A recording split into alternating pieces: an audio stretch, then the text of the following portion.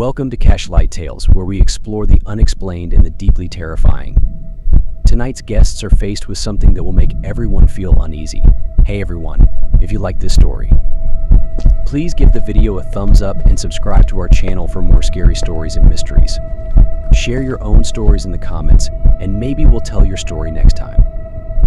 You told us earlier about a strange experience that happened in Rome. It was a cold and partly cloudy afternoon. When everything seemed shrouded in a dense fog, it was a day when everything seemed a little strange. It's like there's something wrong. I'm just sitting there. In the square by sitting on a bus and people move quickly, normally people were doing what they were doing.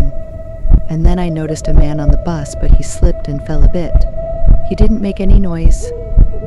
Not even the sound of shoes mixing on the sidewalk. He lowered his head, but I can feel his eyes stare at me. How is he? What does not feel like a person mean? He is tall, more than 10 feet tall. He was much taller than the others, and his arms were unusually long, bent at strange angles as he tried to walk in a way that no one else could. The ragged, gray cloth covering his skin was too long to follow the road. The outer clothing did not have the most frightening aspect. What was the scary part? His movement, there is no limp even when walking like that. His body is straight. It was as if an invisible force was forcing him to walk that way. But his limbs were stretched out in a strange way, almost like he was trying to bend them back. His bones could be seen bent. His joints were distorted. It was as if gravity didn't hold him back. Even though I'm away from his head, but standing there, it was as if he couldn't take his eyes off me. He felt like he fighting against the invisible something that isn't there, but every step he took was there. He seemed unable to move freely in the surrounding air. That sounds really scary. But the strange thing is no one seemed to notice him, and the people close to him didn't have any reaction at all. Yes, they don't seem to know. They seem to have seen him before every day. People continued walking without even looking at him twice, even though I can't stop staring. You don't seem to move. Did you see him again after that? No, I never saw him again. That interaction, I never saw him again. Not once, but it became a memory that I missed. At that point, strange things started happening. I thought of the childhood memories I had. Thinking about all these years, didn't have much thought. Have a feeling of connection. It is as if the two things are related. How does what you saw that day relate to your childhood memories? I have been hearing voices at night for 5 or 6 years. Everyone is asleep and always in the dark. Even though I don't see anyone, but I heard his voice, one man. That's all he had to say. Annoying. He calls himself an evil ghost. But you say he's not afraid of you? I don't know why, but no, he doesn't frighten me. His voice is calm. Almost embarrassing. It was like he was just telling me something I needed. Time seems like a shadow in the room. Very strange. And years later something happened in your house, which reminds you of that sound, right? His movement, there is no limp even when walking like that. His body is straight. It was as if an invisible force was forcing him to walk that way. But his limbs were stretched out in a strange way, almost like he was trying to bend them back. His bones could be seen bent. His joints were distorted. It was as if gravity didn't hold him back. Even though I'm away from his head, but standing there, it was as if he couldn't take his eyes off me. He felt like he fighting against the invisible something that isn't there, but every step he took was there. He seemed unable to move freely in the surrounding air. Of course it was scary, especially after other things, but it doesn't end there, right? No, next week something happened at school. I work in a small room. Quiet place with a few friends. We were focused on our work when suddenly we heard the sound of running water. The sound of flowing water brought chills from the sink across our room. The air around him seemed thick, but no one could explain it. You have been experiencing terrifying and inexplicable events for many years. It seems like a strange phenomenon. These things are linked together. What do you think of the statues you see in Rome, ghost noises, doors, and water? Are they connected? I don't know, but every time I look back, I wonder if they were connected. Maybe with the strange sounds, shapes, and stories I heard as a child. All of this happened at home. Maybe they are part of something bigger. Something is waiting, and I think there's something. Sometimes I don't know what I want. It's haunted, waiting for something, looking, thinking it's the right time. Do you think this presence is still with you and following you? I don't know, but sometimes when the wind is calm and the shadows seem too long, I wonder, maybe this is what I see in the frame. Maybe it's just the beginning. Maybe I'm drawn to something darker. And the mystery remains, shapes, sounds, strange phenomena, that continues. It seems to be connected to something beyond our understanding, but will there be an answer? Or is the penumbra still waiting for the truth? It is time to reveal yourself. Maybe it might be too late.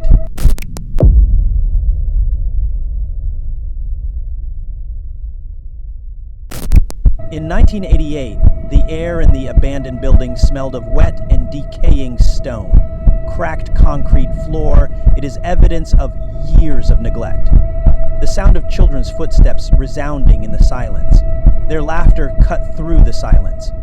They had explored places like this before. They made smoke bombs and fireworks from whatever they could find.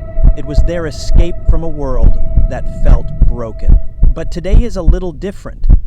A feeling of insecurity still lingers in the air. As they gathered in the building and planned their next move, one boy suddenly stopped and froze. Do you see that? He whispered, pointing to a far corner. The others turned but saw nothing. The man was the one who stood still and watched them. At first, they thought little of it. Strangers were everywhere in this city. The man was tall, bald, and wore a black robe that looked inappropriate in this dilapidated area. His American-style sneakers, clean and new, are hard to find around here.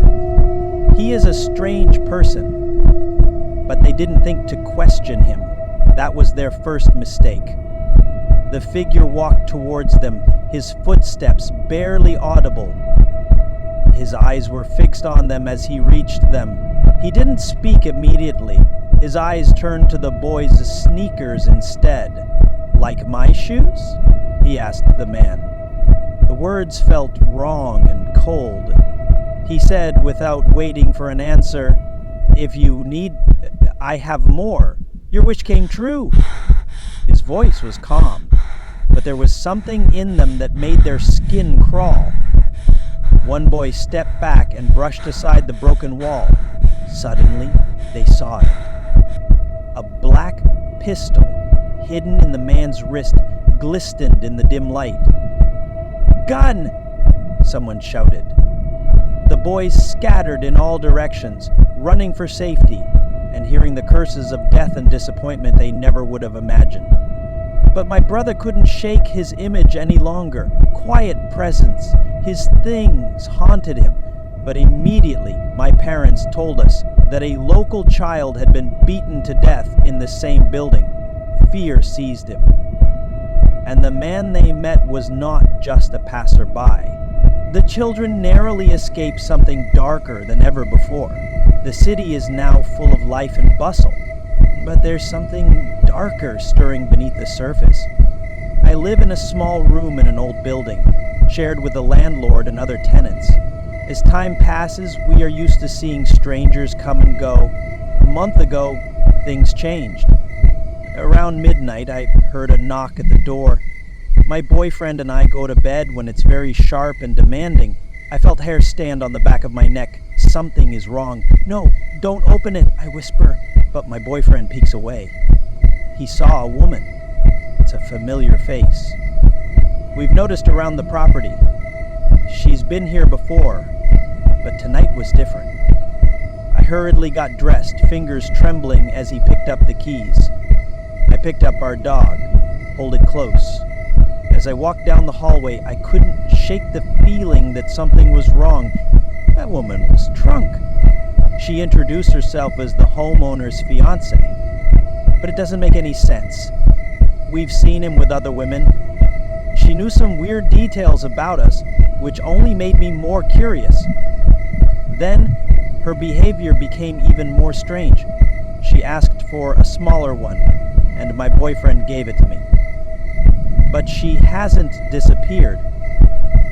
Instead, she started screaming about her landlord cheating on her and staying in a hotel with another woman.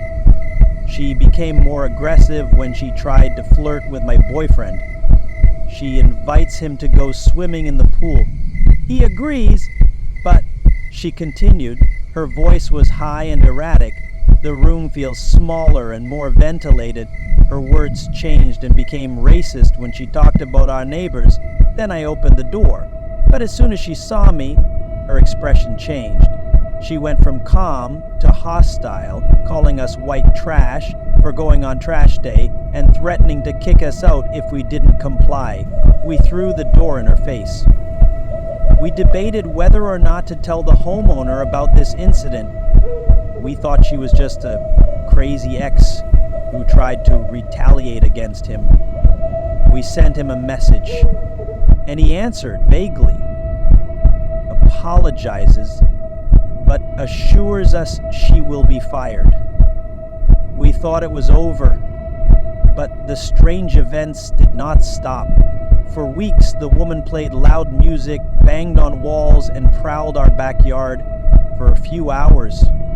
I couldn't sleep. Every sound, every creak of the floor made my heart race. Then our landlord disappeared. No calls, no messages. We are left in the dark. My boyfriend finally ran up to him. The homeowner explained matter-of-factly that the woman had a history. She makes friends with men. You can trust them. Then refused to leave. She received an eviction notice before she came to us. Her plan is clear. She wants to squat in our unit. But when I showed up, things took a turn for the worst. In the end, the landlord had to buy her a one-way flight to another state in order for her to be released. Sitting here now, it felt like a painful nightmare, things that happened to other people, but the feeling remains. Shadows in the corners and noises in the night. People like her move into the world without anyone noticing, wait for the right time to attack. The door creaked again. Not that she is. There's something else.